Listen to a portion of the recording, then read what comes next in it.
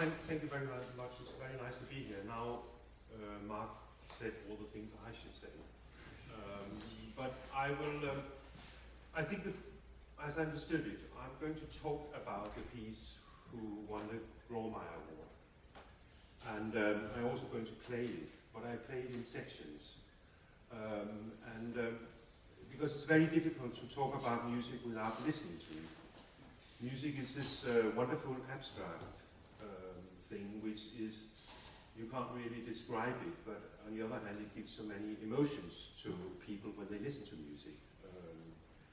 As I used to say that we talk about they're playing my song, they're playing our piece, they're playing that, but we don't really have the same with pictures and books. So it is this thing, music, where you can get the personal thing. You don't really know what the person next to you is listening to. Just very shortly, I grew up in my childhood. Just very short. I was my father was a violin player, amateur violin player, and he wanted me to play the violin, and I didn't have the patience. Then he wanted me to play the piano, and I didn't have the patience. At a very early age, I was. As a teenager, I was loving a girl who was playing the cello. So I feel that in a way this is also a piece about my childhood, even that when I come back to it, I will show that it's very much has to do with today and me. The piece was, in that case, because of this, actually dedicated to my parents, because they let me grow up as this island in a city in a good way, because we are in a way all islands in a city. I will talk more about that later. Can you hear me? Because it goes in and out. Is that okay? So, there is this about the music. There is always, I can explain about music, but there is, I have to say, there is always an enigma, something magic, which I can't explain. Because music in that way is very much made of the same materials as, for instance, love. I mean, if you love a person, you can't really explain why you love this person. You fall in love with a person, and you don't. If you say to that person that, "Oh, well, I like you because you have some very nice feet, or you are very nice to talk with, and I like your hair and your eyes," it doesn't really get the thing which is bigger than that. And that is for a composer.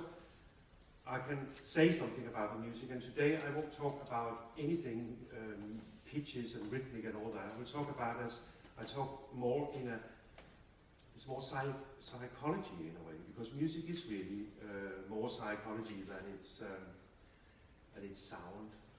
Because what we feel, as I said, is the psychology. It's not really the sound. We remember it, but it becomes a part of our brain. Before I talk about it, I will play the first 3 minutes of this piece. And then I explain more about the title and all that. But I just, so we have something who hasn't heard anything of this, then know a little bit about it. I play the first movement, but I stop about 30 minutes before the end of the movement. And I explain why later.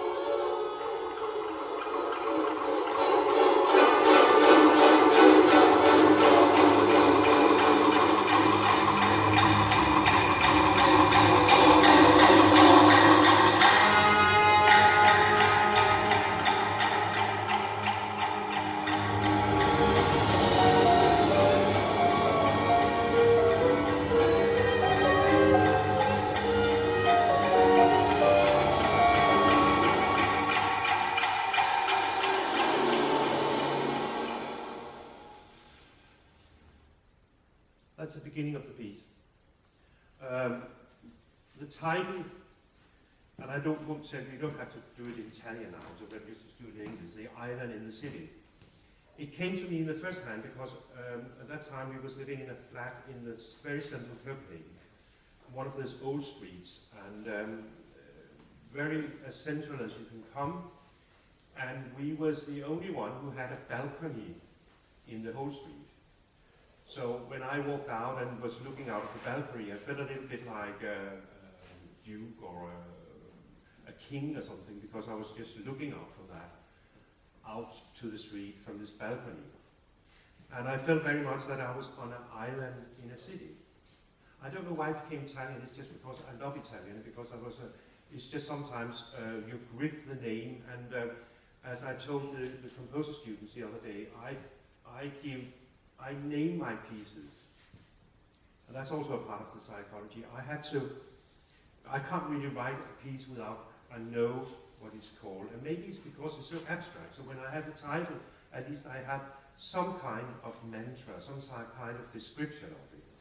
And then it might be that I start with a piece and I call it The Island in the City, and it ended up being something different from what I thought. But then it again is a name as I gave my children names. I gave my children, my youngest daughter called Anna, and I don't know, I didn't change her name if she 4 or 5 years after she was born, was suddenly looked more like a Deborah. I just keep the name. So the piece has its own life. When I give birth to it, shortly after I find the title and I can do it. I sometimes had been, title has been very, very, has sort of, before I get this title, I've been completely stuck in it. And sometimes they come like small messages from my surroundings. I had many years ago, or not many years ago, it's 10 years ago, I was in Hungary. I was a festival composer for a festival it was actually in a monastery in the middle of nowhere, fantastic festival. And they played a lot of my music, and then there came a lady who was married to the man who was doing the films of the festival. And she gave me a little note in the hand saying, it is pain flowing, it's white pain, no sorry, it's pain flowing down slowly on a white wall. It's pain flowing down slowly on a white wall. And she said that it reminds me of your music. And I just got that, and I thought, well, it's a beautiful sentence. And she said it was from a poet, a Jewish poet who was killed during the Second World War, and he left some poetry, and this was one of them. And I kept that little note, and I started to write to think about writing a piece for accordion and string orchestra. And I kept feeling this is actually what the piece is about. And it's a very long title. I never written such a long title before, but I gave up finding something else. So I said, I have to let go. My piece is called It is Pain Flowing Down Slowly on a White Wall. And then I could write the piece. 3 years later, I came back to Hungary, the same place, and I went to the lady, very, very happy, and said, I have named my piece after your sentence. It is pain flowing down slowly on a white wall. And then she blushed and said, oh, it's terrible, because I realized that I translated it wrong. It's a red wall. and then I said to her, well, I don't mind, because you pointed, because in a way when she's heard my music, it was a white wall, and for me it's a white wall. It's like a empty canvas before you start to painting. It is a white wall. I'm painting on a white wall, and that piece is very painful. And that means that it is a white wall. If she had given the sentence, say, it is pain flowing down slowly on a red wall, I would never have used it at the time. So it is just about everything around you can inspire you, but you don't get inspired by things who doesn't seem to be inspired by your own music. And that, when it comes even to Beethoven's music, which is, because that's what I'm going to talk about now, because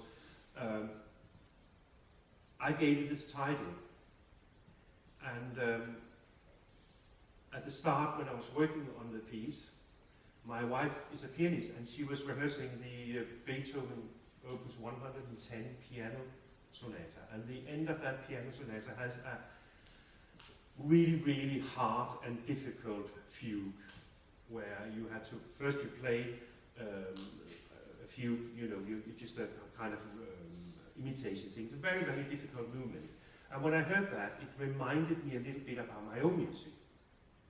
So I didn't steal anything from Beethoven, but I felt there is something here, the way he put in this piano music. There comes an enormous wall just before he starts. And that wall is the one I'm going to play with. That's the end of the first movement. Because the second movement starts with a piano totally alone, just playing pitch by pitch, totally alone, which is something that fascinates me because we have this enormous orchestra. We have all these possibilities, this great concert hall, and then what can you do with that? You can, of course, make everything you want, but you can also see here just a little, tiny little piano. So actually from the beginning of the piece, I thought, when I wrote the piece, I thought the beginning should be this piano playing very softly, and then the piece should grow from that. But I realized that it didn't work, because the reason why I was so inspired by the Beethoven thing was that he actually had this wall before. There has to be something before this piano starts. And now I will do something because I feel when I came here I thought it's a bit, it could be very embarrassing because I already got the prize and now I'm going to defend it in a way.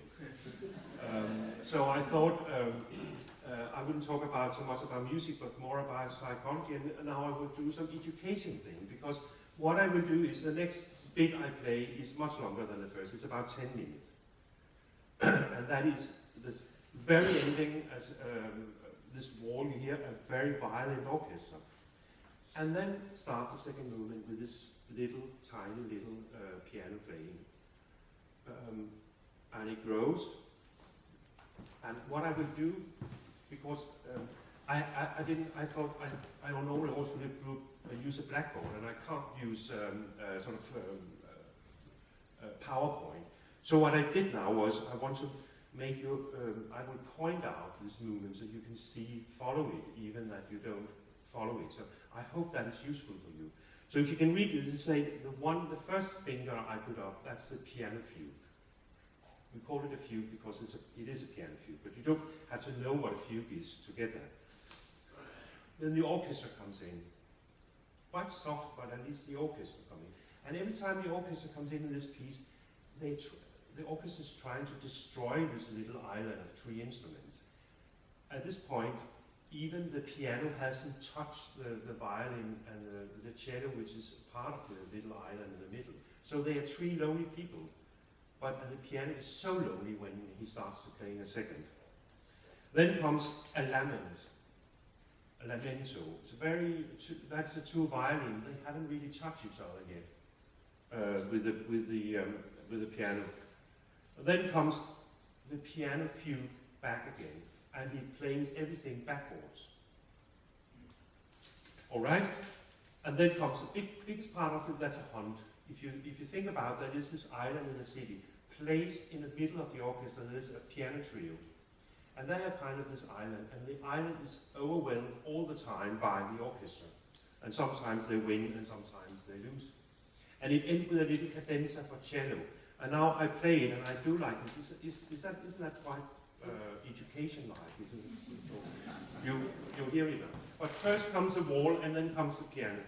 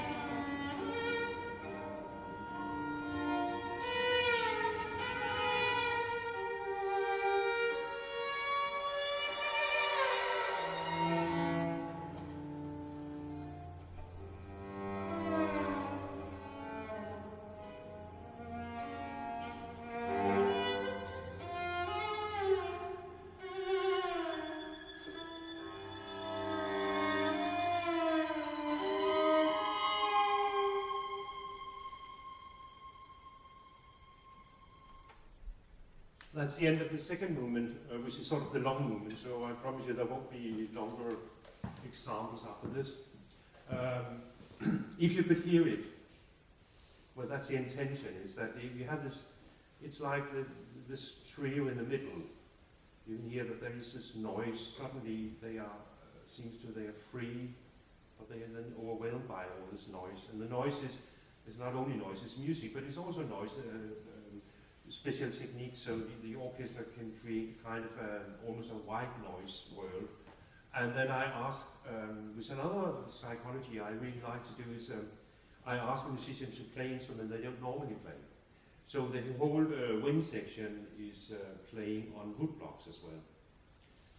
So that's why you suddenly have wood blocks is just like basically beating on wood. So you suddenly can get a whole orchestra of beating woods, which is part of it. The fourth movement is very short.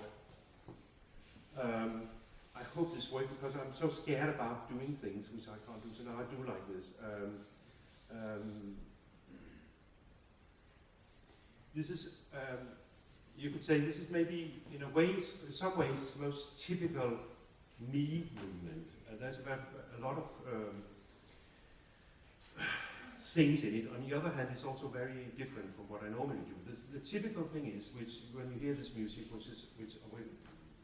the way I do it is, in music it's all about register. We have something low and we have something high. And my music has always been high registered.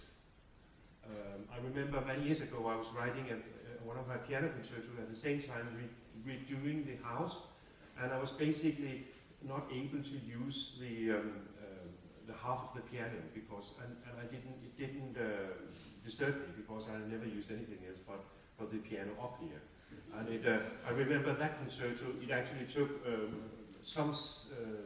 almost half a minute before the piano plays where a normal piano playing, otherwise you needed one of those big, I didn't have a big Steinway thing or anything like that. So you're just basically going up where music normally don't exist. In this case, it's a chorale. It's very, very simple, and this is the only movement where you can say that the orchestra and the soloist are totally melded together. There's a little group. It's like a canon. There's two groups: the strings and all the string instruments, the orchestra on one side, and then there is the soloist together with the two clarinets, which sort of form a chorale. And they are done in a way so they are sort of, again, trying to catch each other. The piano is playing what is called tremolando. Instead of just playing a note, he's basically sitting like this, which is more the way you normally play on a percussion instrument or a string. You play tremolando like that. And we have in Denmark, we say that people can, when they do that, can get mandolin fever because they basically destroy the hand by doing it. When I met my wife, and she asked me to write a piece for her, she said, the only thing I don't want you to do is to write tremolando for this. And of course, then she said, I hate doing like this. And then she did the most fantastic tremolando I ever heard in my life. So I immediately wrote a little piano piece because she was doing like this, and she asked me if I was going for a divorce, but I wasn't. I was just going for the best way of creating the music. When it is pianissimo, also it's very, very soft. One of the things when I come back to the next movement, and also a little bit the movement just heard, when I get older, I become louder.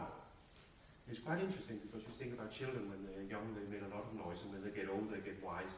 But I can feel that there is some certain things which become louder, and I think I will, before I play the fourth movement, I will explain a little bit why I think it is like that. But in this case, it's very, very soft. And I think that always been fascinated by the softness. That's again the white wall.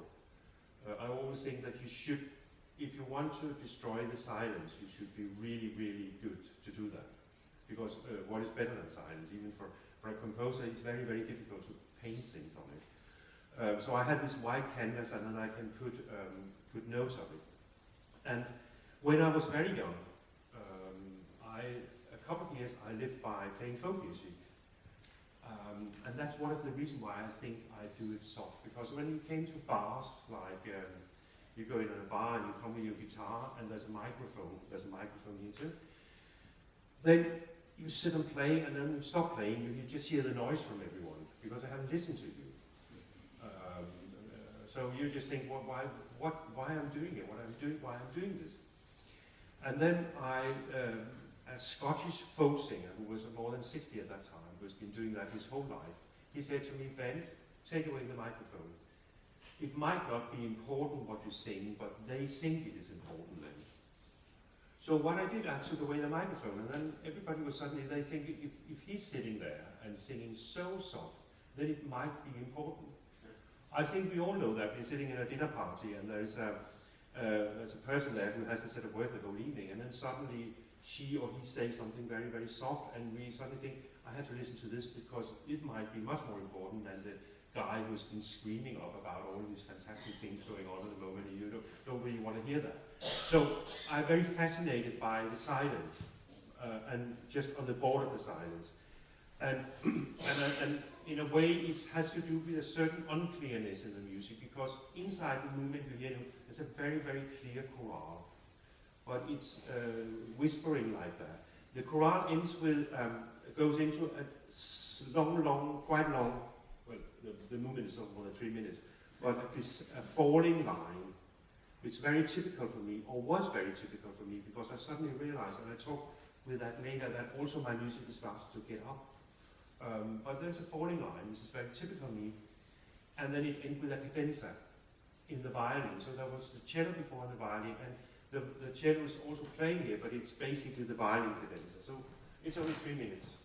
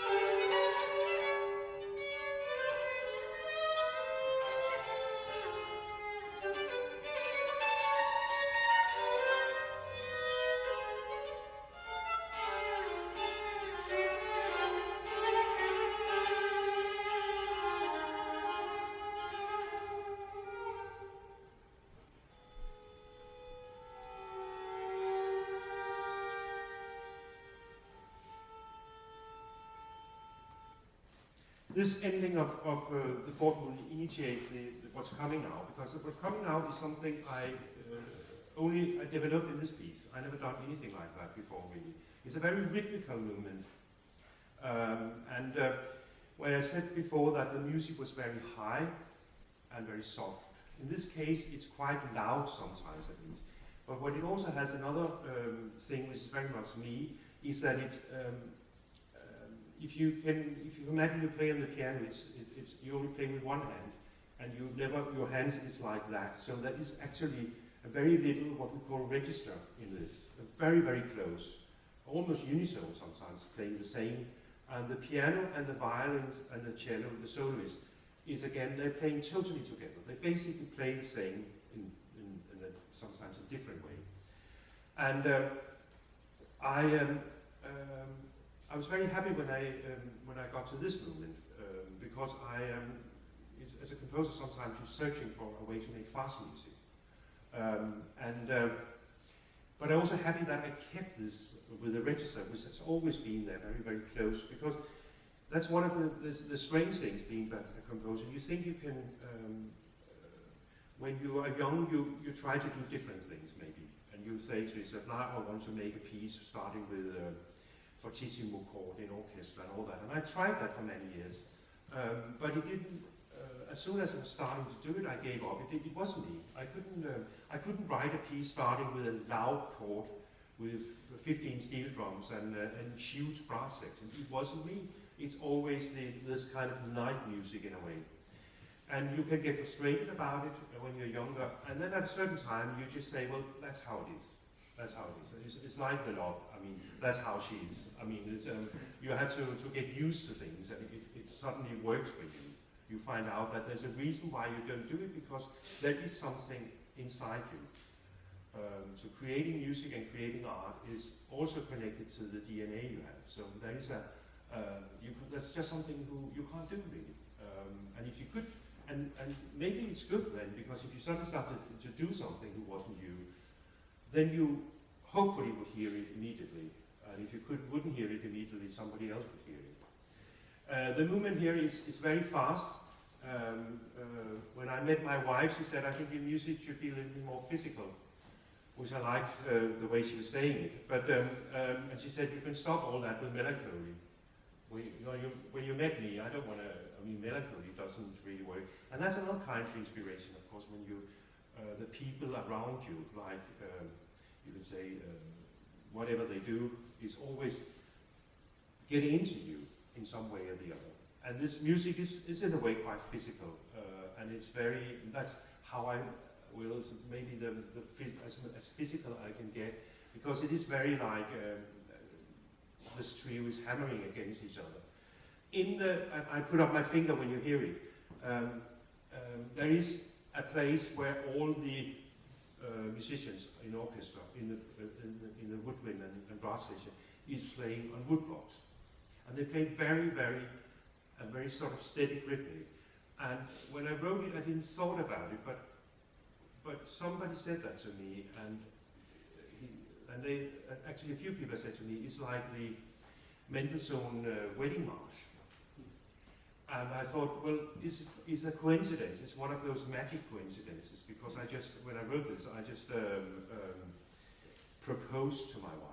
So it's quite nice that I suddenly by accident made something which everybody thinks is a wedding march, and they didn't know I proposed.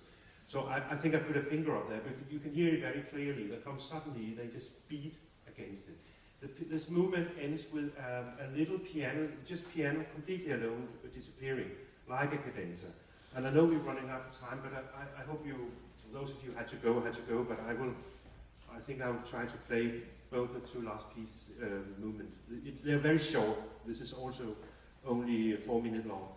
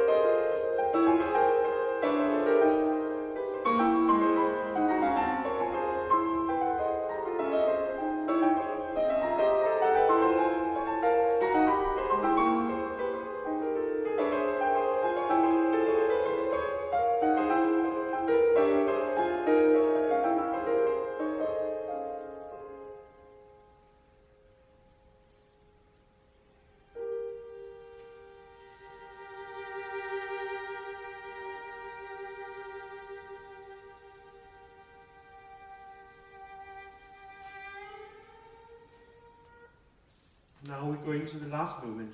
The last movement is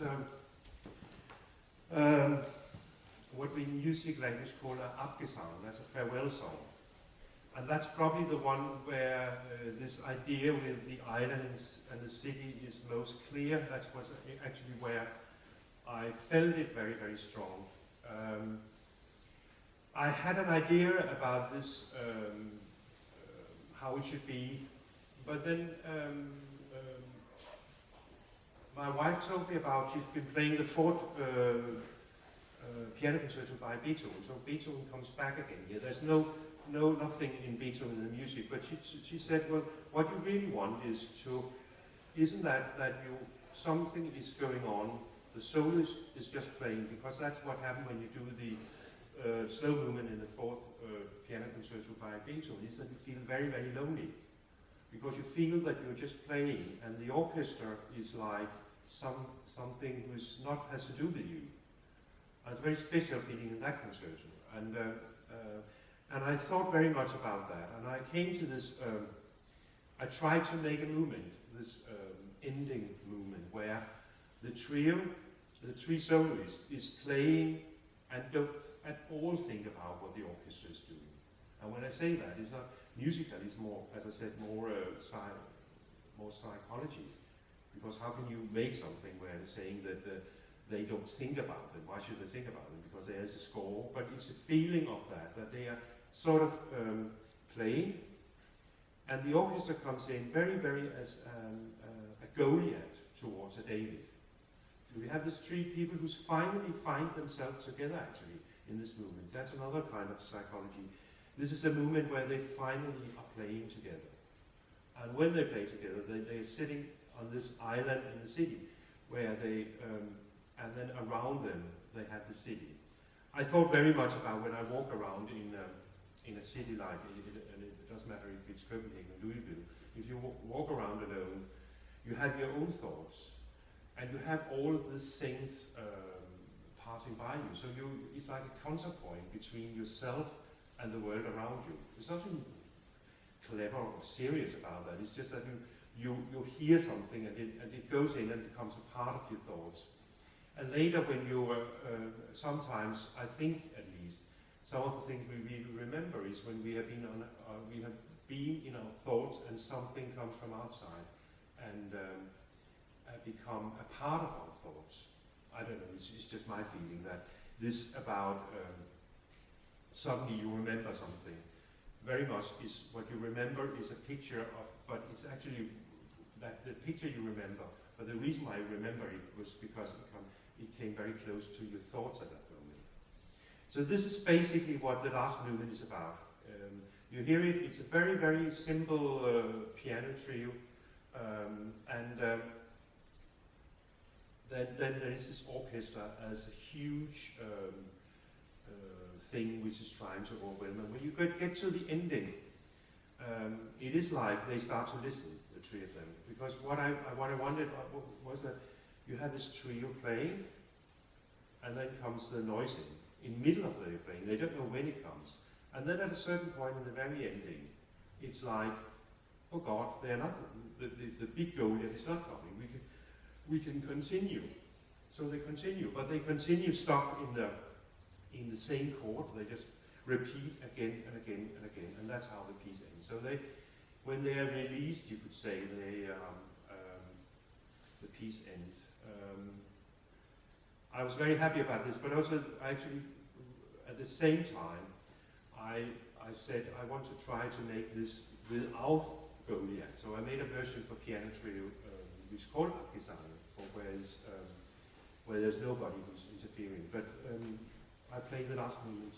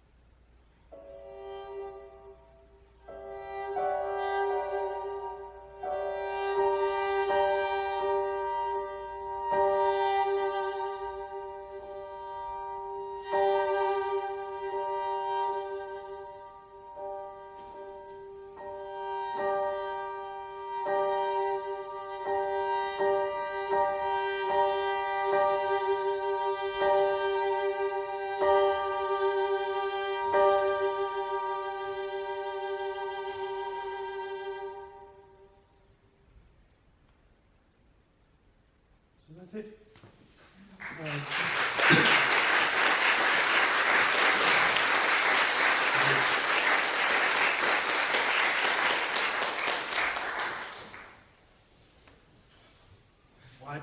if you have any questions, it's probably easier to do it that way. I mean, I don't know how you normally do this.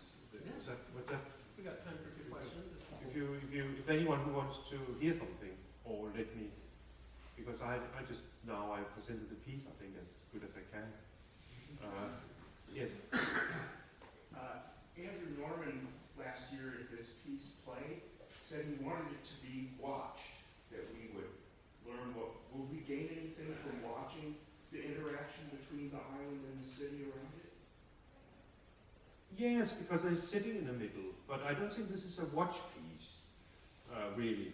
I mean, for instance, when I say this about the whole orchestra playing on woodblocks, they shouldn't really be watched because it's not an effect, it's just a part of the music. I think there is pieces by me where it's, the watching gives something special, but I don't think that particularly this piece, except that of course it's always nice to see musicians playing, and also there is things you don't notice when you are, as again psychology. I mean, for instance, the piece start with the very beginning start with a violin solo and a cello solo, but it's not the people from the trio.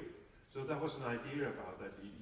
So when you hear it now, you might think, well, that's probably the two solos, but it isn't. So that's a kind of a visual, dramatic idea that you actually come in and they're sitting there, and then it's the two people in each corner of the stage who are playing instead. But I don't. I always think that music should always work for blind people. And then so I don't intend that should be something visual, except that it's wonderful to see good musicians playing.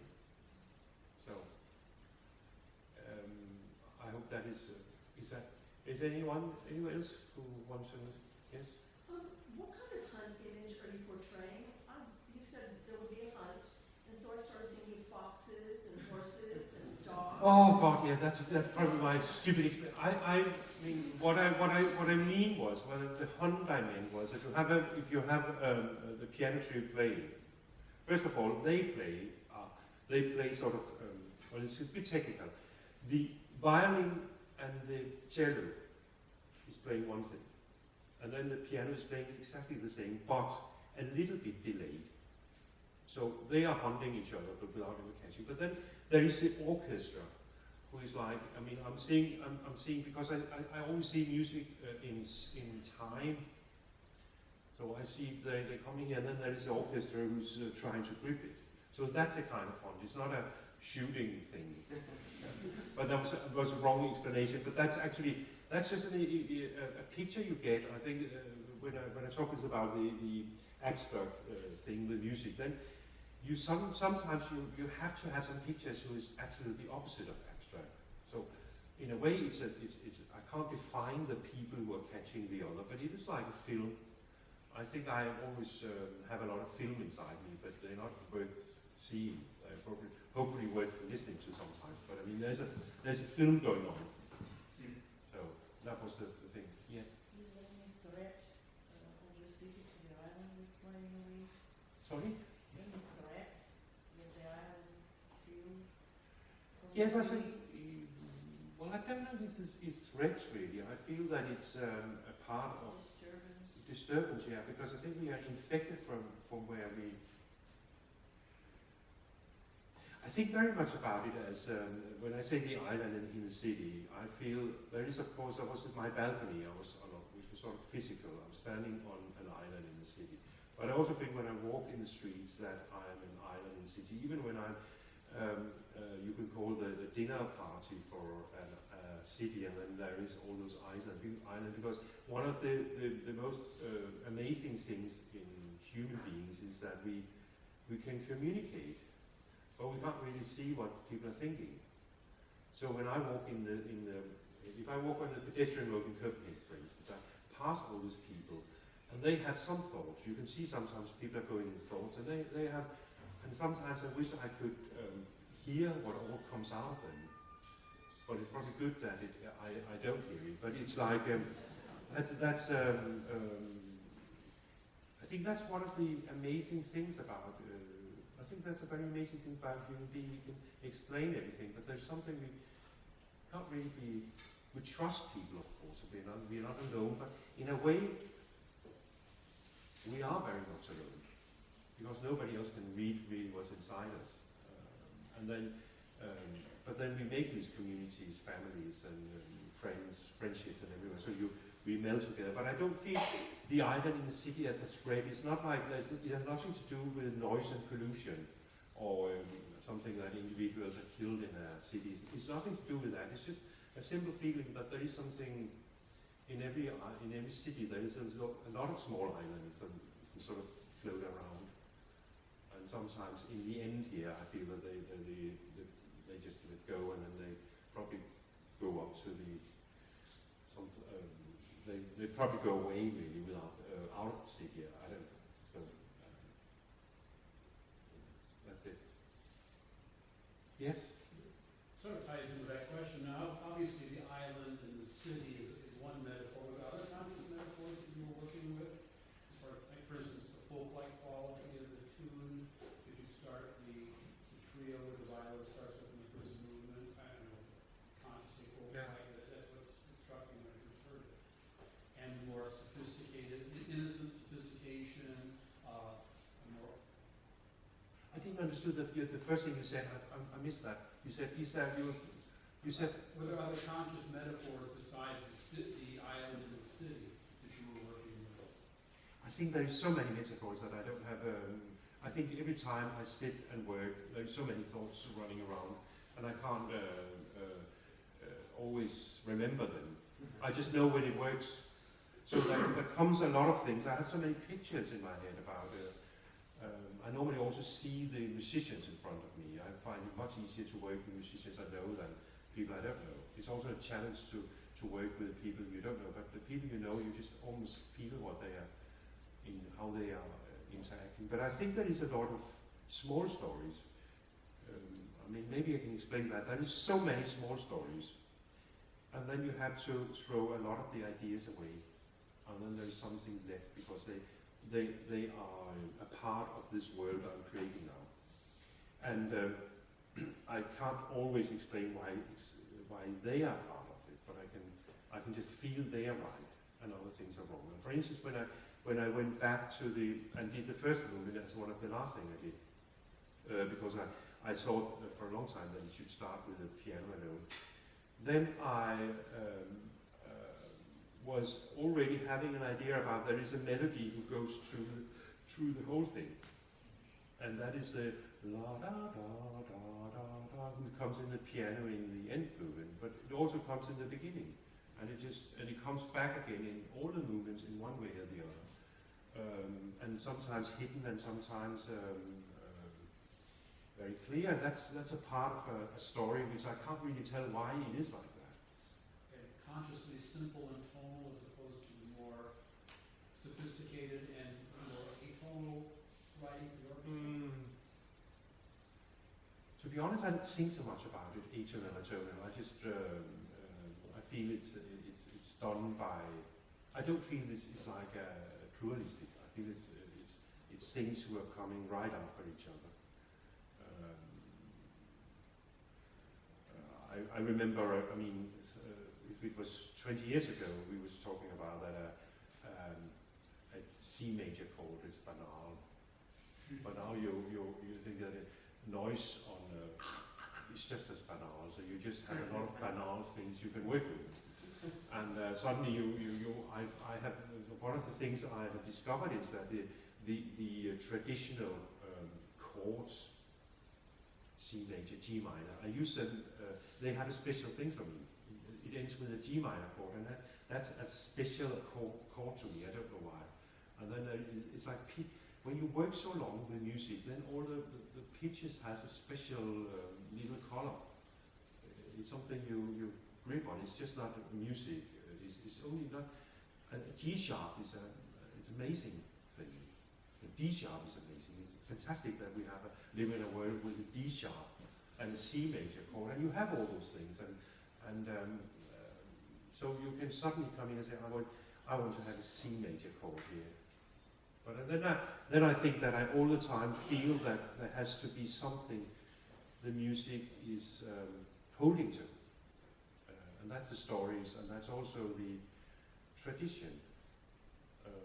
I mean, for instance, the orchestration of this piece is exactly the same as Mozart, except that I changed the timpani for one percussion player who's mainly playing sandpaper blocks and wood blocks, very simple.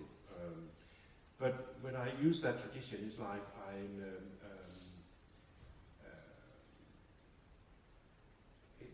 it's just to have something to work against, really.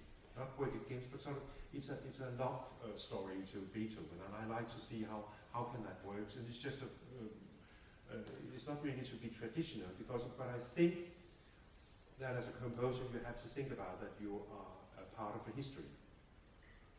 There is a history there, and if you lose the feeling of the past, then you don't have any future.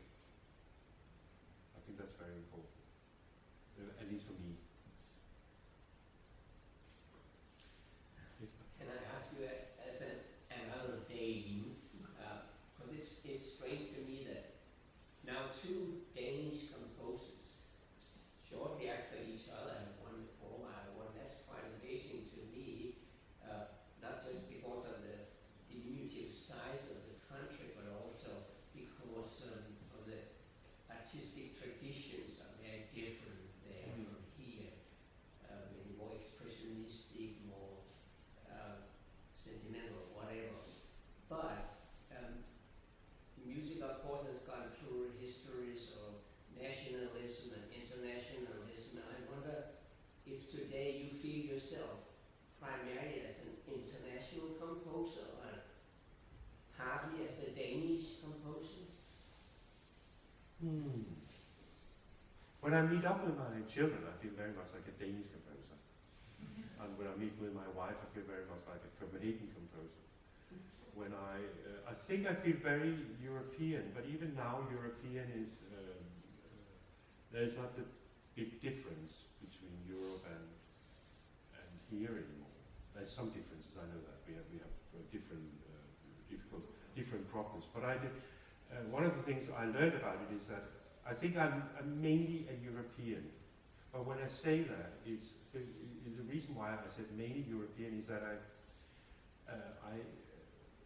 I've never been from Denmark east of Latvia. I've never been to Japan because I think it's such a long journey. I'm going to Japan in October, and I already think about that's going to be it's really a long journey. So for me, it's more that to live in Copenhagen, live close to Kierkegaard and the painting there. You feel as a man from Copenhagen. I love Copenhagen, and I love Denmark in a way. Not as much as I love Copenhagen, but it's and then it's Europe, which is which I talk with a lot of people here about it. The difference is that it takes an hour to go from Copenhagen to Amsterdam, and then you can take from Amsterdam to Paris in 1 hour if you want. You can go everywhere in 1-2 hours, and here you can get out of the town in 1 hour. So you have so many. It's such a big country, and Europe compared to that is just one country. So that's how I feel. I don't feel as I feel like a Nordic composer as well. I think. I mean, there's something with the north, which is there's a characteristic about a lot of people. It's difficult to say your music sounds Scandinavian, but I think that a lot of the Scandinavian composers has the falling lines, and I think that there is something about. And I can't really describe what the difference between Scandinavian and Nordic music is, because we also then connected to the Orkney Islands in Scotland or whatever. But I think there is something, if you look at music history, there's something who's, for instance, the symphonies, the big sort of symphonies, you don't find them in Italy. I mean, in Italy you find something much more, from Puccini to dedicate sounds because they had the sun there. Many years ago, I heard about masterclass for singers, which was done by the very famous singer from Sweden called Bent Sørensen. And she had a masterclass where she was doing Sibelius and Strauss, which is a very natural thing to do. And then one of the students asked, what is really the difference between Sibelius and Strauss? And then she said, it's the longing. There is a certain Nordic longing. And you can't really define what a longing is, because a longing is maybe it's a longing for the light, I don't know. But there is something in, there is a certain Nordic longing in all kind of art, I think, which I'm very close to because I grew up with it. And I don't think really I could live, I would find it very difficult to live somewhere else than in Denmark.